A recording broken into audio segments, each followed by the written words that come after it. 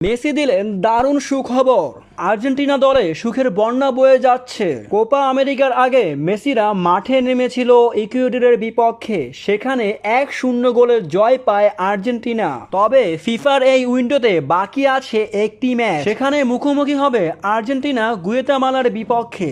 তবে যেখানে মেসিকে নিয়ে শঙ্কা ছিল, কিছুদিন আগে মেসি হ্যামস্ট্রিংয়ের চোটের কারণে খেলতে পারেনি ইন্টার মায়ামির হয়ে। চোট সেরেই আবার জাতীয় দলে যোগ দিয়েছেন ম্যাচ খেলতে, সেখানে তাকে বদলি খেলোয়াড় হিসেবে মাঠে নামানো হয়। মেসি কি খেলতে পারবে পুরো ম্যাচ, নাকি তাকে বদলি খেলোয়াড় হিসেবে মাঠে নামানো হবে, সেই প্রশ্নের উত্তর এবার মেসি নিজেই দিয়ে দিলেন। মেসি পুরোপুরিভাবে ফিট আছেন, তাকে দেখা গেছে অনুশীলন করতে। এমনটা জানা গেছে মেসি নাকি পুরো ম্যাচই খেলতে প্রস্তুত। তাকে নামানো হবে আর্জেন্টিনার প্রথম একাদশ থেকেই।